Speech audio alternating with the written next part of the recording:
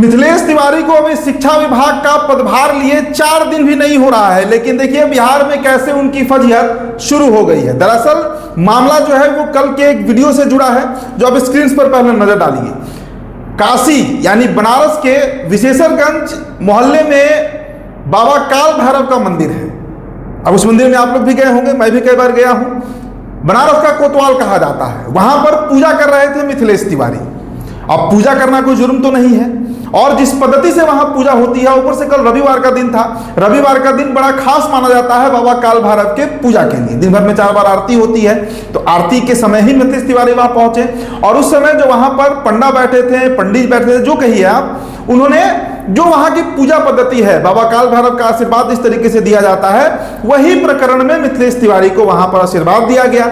लेकिन अब देखिए इस वीडियो को किस तरीके से वायरल किया गया कि झाड़ फूंक करवाने का प्रयास मिथिलेश तिवारी कर रहे हैं। सबसे तो पहली बात कि मिथिलेश तिवारी जब बिहार के शिक्षा मंत्री बने, उस समय पहली बात दोस्तों कि बिहार में पहली बार हुआ है कि बीजेपी का कोई शिक्षा मंत्री बना है, और ये अपॉर्चुनिटी जो है वो मिथिलेश तिवारी को मिला है। अब बिहार का शिक्षा विभाग कितना नाम और कितना बदनाम है, ये मुझे बताने की जरूरत नहीं है। चाहे नीतीश कुमार का शासनकाल रहा हो, उससे पहले लालू प्रसाद यादव का शासनकाल रहा हो, या उसके पूर्व जितने भी मुख्यमंत्री हुए, बिहार का शायद सबसे बदनाम विभाग शिक्षा विभाग है। अब 4 दिनों के अंदर आप क्या उम्मीद करते हैं कि मिथिलेश तिवारी कोई जादू की छड़ी तो है नहीं कि ऐसे घुमाएंगे और शिक्षा विभाग का सब कुछ ठीक हो जाएगा। बीपीएससी टीआरई 4 से संबंधित मामला है। लंबे समय से नोटिफिकेशन इसके आने की चर्चा है कि यदि सूचना आएगी, वैकेंसी आएगी, लेकिन आ नहीं रहा है। नीतीश कुमार कई बार इसको कह चुके हैं। आपको याद होगा कि पिछले साल 25 जुलाई 2025 को नीतीश कुमार ने बजाबते ट्वीट करके, यानी बिहार के तब मुख्यमंत्री थे वो, उन्होंने कहा कि 10 दिनों के अंदर में नोटिफिकेशन आ जाएगा, मतलब वैकेंसी का जो सूचना होता है वो आ जाएगा। अब ये जुलाई आने जा रहा है, 1 साल बीतने को है।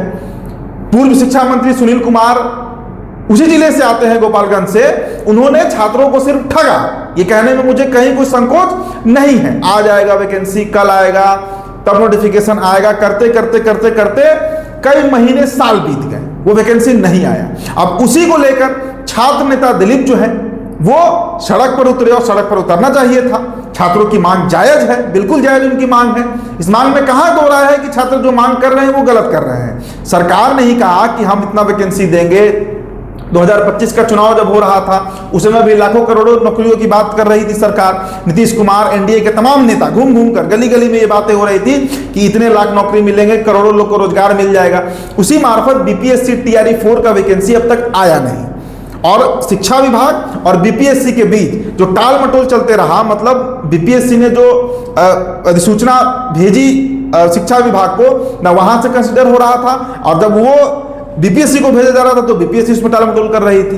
अब इन सभी के बीच ना तो वो छात्र अभ्यर्थी दोषी मुझे दिखते हैं, और ना तो जो ये नए शिक्षा मंत्री बनाए गए हैं मिथिलेश तिवारी। इनका एक तरफ शपथ हो रहा था और दूसरी तरफ बिहार के छात्र लाठी से पिट रहे थे। अरे साहब, 4 दिन हुआ है, आप खुद सोचिए, 4 दिनों में किसी को क्या पता चलेगा। अभी तो शिक्षा विभाग के कई अधिकारियों से मिथिलेश तिवारी की मुलाकात भी नहीं हुई होगी, लेकिन इस तरह दोषी उन्हें बनाया जा रहा है। कम से कम महीने दिन का समय दिया गया होता, 40 दिन का समय दिया गया होता। मैं ये नहीं कह रहा हूं कि आप मिथिलेश तिवारी पर सवाल मत उठाइए, उन पर सवाल बिहार टॉप ही उठाएगा। हमारे जो एजुकेशन बीट के रिपोर्टर हैं आदेशपुरी, वही उठाएंगे।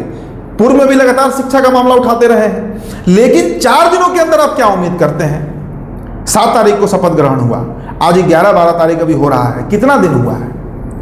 और सबसे बड़ी बात कि जिस वीडियो को वायरल किया जा रहा है दोस्तों, वो हिंदू धर्म से के मतलब वहां पे हजारों लाखों लोग जा रहे हैं रोज ना, इसी पूजा पद्धति से वो भी करते हैं काल भैरव मंदिर में पूजा। तो ये तो आस्था पर सवाल उठाया जा रहा है। आप मिथिलेश तिवारी से अगर सवाल, और सबसे बड़ी बात की, जो आंदोलन हुआ जिसमें छात्र नेता दिल्ली की गिरफ्तारी हो गई, कई छात्र लहूलुहान हो गए, पिट गए, जो गलत था, जो किसी मापदंड से सही नहीं था, लेकिन वो छात्र करे तो करे क्या, वो कहां जाए। और जब उनकी मुलाकात शिक्षा मंत्री से हो गई, मिथिलेश तिवारी ने उन्हें आश्वासन दे दिया कि पूर्व में क्या हुआ नहीं पता, सुनील कुमार ने क्या किया, नीतीश कुमार ने क्या किया, छोड़िए उन बातों को। अब बीजेपी की सरकार है, बीजेपी का मुख्यमंत्री है, बीजेपी का शिक्षा मंत्री है, तो कुछ दिनों का मौका दीजिए, मामला समझा तो जाए कि आखिरकार नोटिफिकेशन नहीं आ रहा है तो वो फंसा कहां है। लेकिन वो तमाम विरोधी, देखिए दोस्तों, राजनीति में विरोध होता है, वैचारिक विरोध होता है, काम पर विरोध होता है। लेकिन साहब कम से कम 7 दिन का समय तो मिलता, तब तो मिथिलेश तिवारी समझ पाते कि मामला क्या है। हालांकि उन्हें मामला पता है।